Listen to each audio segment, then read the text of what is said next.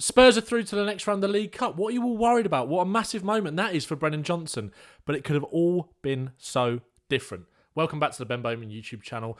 Let's unpick the bones out of whatever that was last night. Hopefully we never have to talk about that game again after today, but we did learn something from that game. We learned that Dejan Kulusevski is Tottenham's most important attacker right now. Came on and made an immediate impact in that game yesterday. If you are new to the channel, make sure you like the video, make sure you subscribe for more Tottenham content, and let's get straight into it. We'll talk about Dejan Kulusevski shortly. But I want to start from the start, really, and I want to start with the team news that we saw before the game. Now, I think it was abundantly clear that Ange was going to make changes. He made 8. Obviously, Fraser Forster started in goal, not Guillermo Vicario, and I think we saw the problems that Spurs have got when it comes to our backup goalkeeper situation, because Fraser Forster was far from convincing last night. When Jed Spence equalised yesterday, I didn't celebrate as much as I should have done because I thought we were going to penalties again, and I couldn't have gone through what we went through last year at Fulham away. Fraser Forster was convincing when he had to come out and collect balls from inside the box, but as we'll talk about when you look at some of the chances that Coventry had, far from convincing. And I am worried about Brandon Austin and Alfie Whiteman, because if Ange Postecoglou doesn't see enough in them to start them, but we are still persisting with starting Fraser Forster in these competitions, I think we need to look at signing a new backup goalkeeper as soon as possible. Thankfully, Spurs got through the game, but this was the team that he went with yesterday. Dominic Solanke started, and we can talk about Solanke. Timo Werner had a really unconvincing, poor display. Again, Wilson Odobert, we only saw about 15 minutes of before he went off injured, which is a huge blow for Tottenham, because he's not set the world alight since he's come to Tottenham, but he is a profile that we can't replace in this squad. He is our only winger that wants to take his man on, stand him up 1v1 and go past him in the dribble. Pat Matasar started midfield with Bentancur and Bergvall. I want to talk about Lucas Bergvall because I thought he was really impressive in that first half last night. And the back four was Gray, Dragusin Davis and Udogie. Destiny Udogie kept his place and came off at half-time for Jed Spence, who is a man that I want to talk about in detail as well. Game started as it kind of meant to go on for Spurs yesterday, really, and we'll talk about Fraser Forster in this. Lucas Bergvall, this is what I liked about him.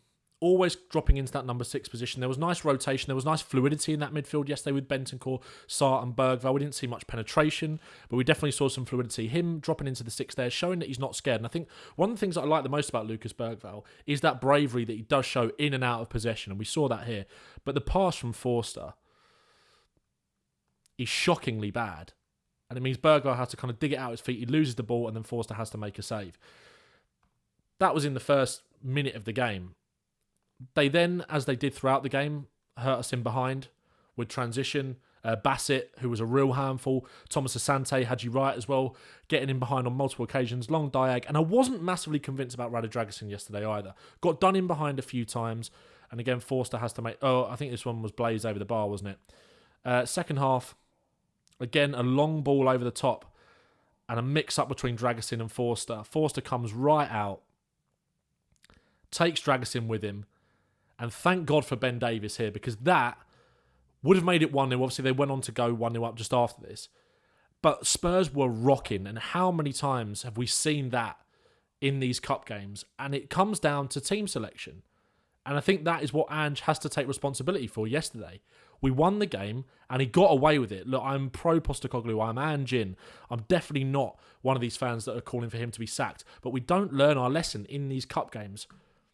Too much rotation yesterday, and you saw the immediate difference that was made when those first team players like Dejan Kulusevski, like James Maddison, like Son Heung-Min, who came on the pitch and made an immediate impact. Individually, some of those performances weren't bad. I thought Bergvall, like I said, who I want to talk about, was good. I thought Bentancur was okay. I thought Pat Matasar was quite poor. And I think we need to talk about his place in this team. I thought Archie Gray was decent. I thought Destiny Udogie was probably Spurs' best player alongside Bergvall in that first half. But there is a real lack of cohesion when it comes to, as a result of the changes in the team, 8 changes. And again, you're seeing mistakes like this, confusion, mix-ups. You're seeing balls being played over the top. You're seeing not enough penetration in possession. Not enough moves being well worked together, because of that lack of cohesion in the team when you make so many changes. And we got away with it time after time. Again, this one here, Archie Gray I thought was good on the ball, but I think his defensive awareness needs to improve. But again, that will come with time. I'm not worried about Gray. And again, this would have made it 2-0. And then you're out of the cup. And then you're maybe having a different conversation about Postecoglou. This was such a big game for him, and it was so important that Brennan Johnson stuck this ball in the back of the net yesterday. And we'll talk about Johnson in a bit. A huge moment for him. I want to talk about Lucas Bergvall. Let's jump back to the first half. Really positive, I thought.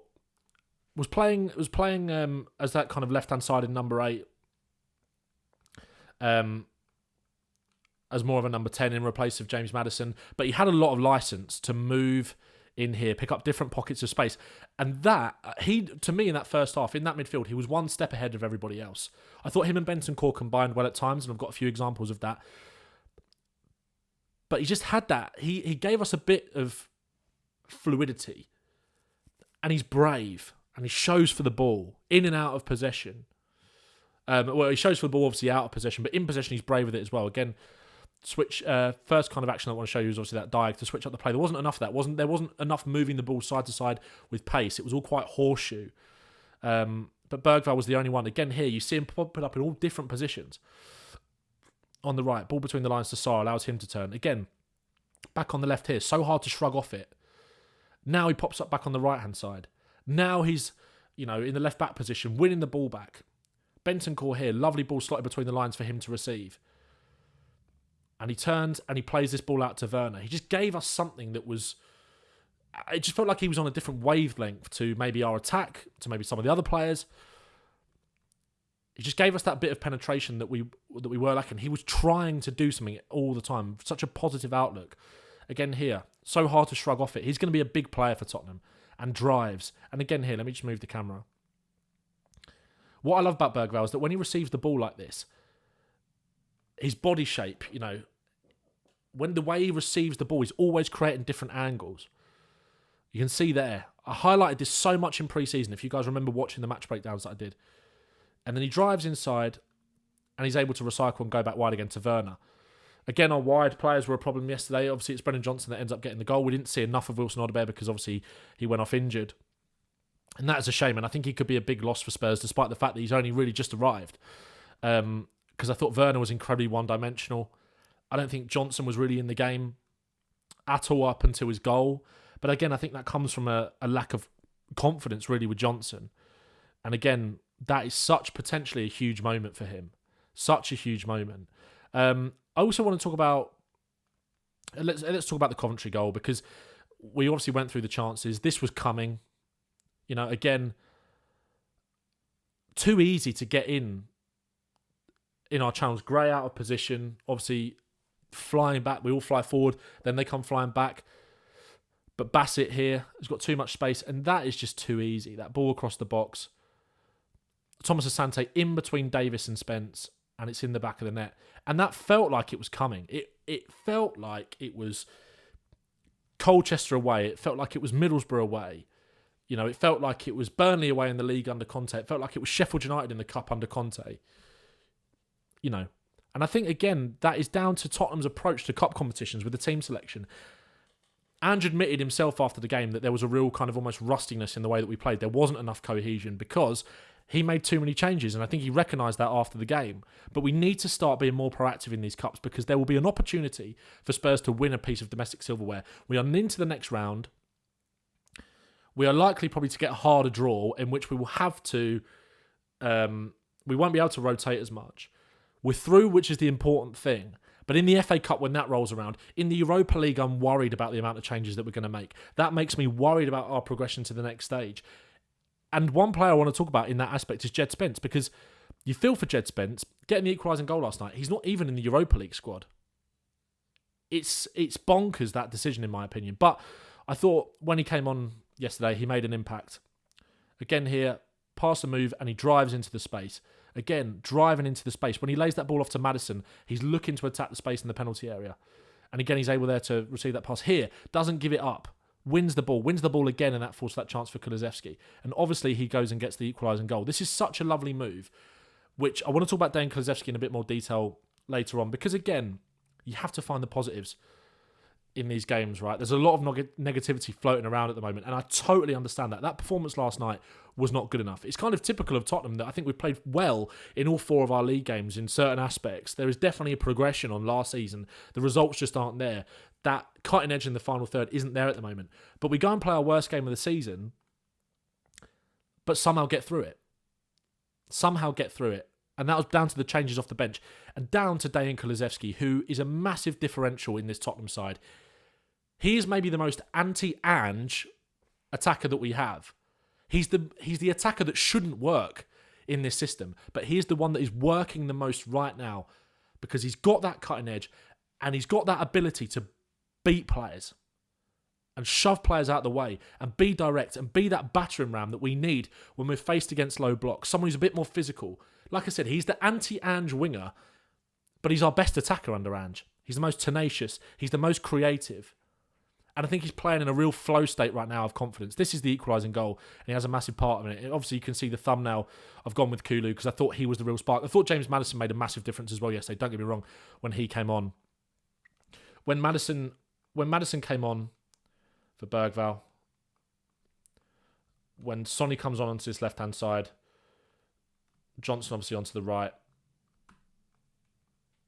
and Kulusevski came on as well. I mean, Kulusevski kind of...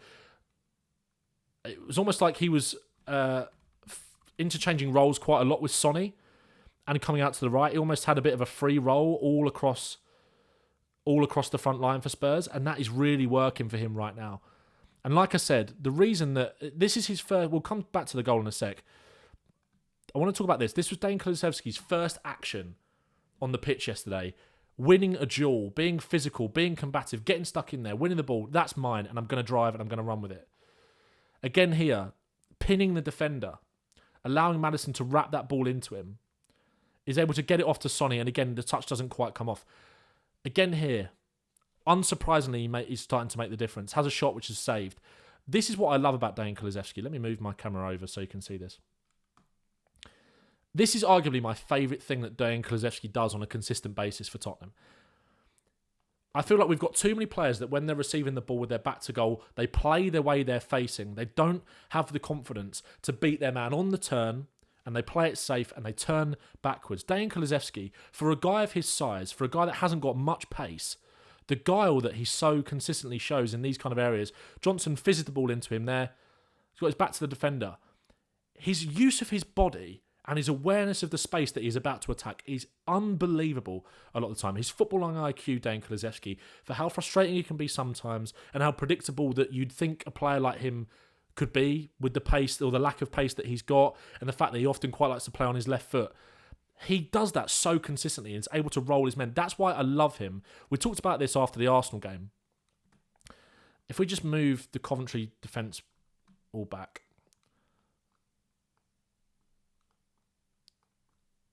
Just move everyone back here. I love it when Dejan Kulusevski is able to play his game in that area, in that channel. He's so effective. He is so effective there. Excellent player. Excellent spatial awareness. Excellent use of his body. Excellent presser. Great tenacity. On and off the ball, he is our best player right now. And again, turns, rolls his man, gets the cutback. It's just behind Sarr, unfortunately. But again, if you've got a proper number 9 in there who's able to anticipate that cutback going into that position, if that's Solanke on the pitch. I thought Solanke yesterday was unfortunate to come off, to be honest. Maybe it's a fitness thing. He had really little service. But I do genuinely believe that in games where we're not going to be coming up against the defence that sit as deep as Arsenal and are as strong as Arsenal, having Kulusevski, Maddison and Solanke on the same pitch at the same time is going to be really key for Spurs. I think Kulusevski is a starter in every single game. Come back to the goal now.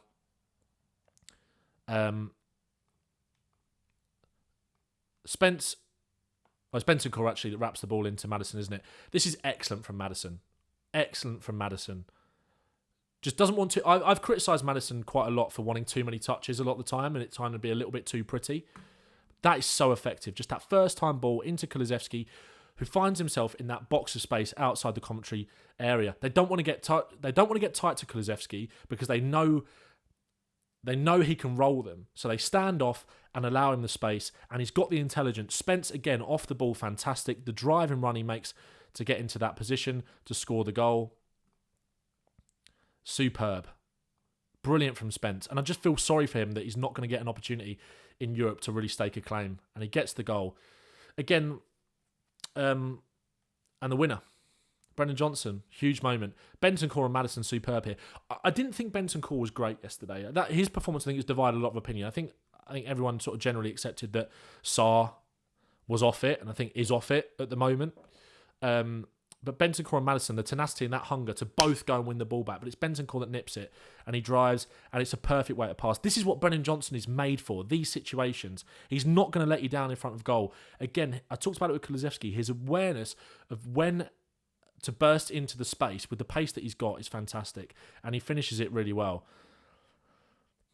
But it was not a convincing performance, and like I said, it shouldn't have ended up like this. It shouldn't have ended up like this. It should have been Spurs going out in another cup game, but it didn't, and we're through, and maybe we just needed a result, and maybe Brennan Johnson just needed a goal, you know? It's going to be a tough couple of weeks now because the pressure, despite that result, the pressure is mounting on Ange because that performance last night wasn't good enough. And I think he has to take responsibility for the amount of changes that he made. And that really, really nearly cost us. Because one thing at the moment, despite the fact that we're not being penetrative enough with our first team on the pitch, that team clearly has an idea of what they're being asked to do and how they want to play. It's got cohesion. It's got chemistry. When you make 8 changes, you take all of that away. And in the first half, that all went out the window. All went out the window. Pedestrian pace, not enough tempo, not enough cutting edge. I think if you start Maddison, you start Kulusevski last night, you give yourself a chance. Spurs, when are we going to go 1-2-0 up in a cup game and just be able to, right, now we bring on these players that deserve an opportunity. Now we bring on Mikey Moore. Again, a lot of people saying that we wanted to see Mikey Moore over Werner last night. To be fair to Ange, I would have wanted to see that as well, but you're not going to bring Mikey Moore on in a situation where you're 1-0 down and you're getting battered like we were. But yeah, it was a dreadful performance that's ended up with us in the hat. We've had some good performances that we've talked about on this channel that have ended up with us getting nothing from the game. We got something last night. Hopefully this is a catalyst moment for Johnson. Hopefully this is a catalyst moment for Spurs. And we go again from here. Let me know your thoughts in the comments below. I want to hear your thoughts on Dejan Kulusevski and where he should be playing. I want to hear your thoughts on Brennan Johnson. And I want to hear your thoughts on Ange in the comments as well. Hope you've enjoyed the video. Make sure to like it for me. Make sure to subscribe to the channel and up the Spurs.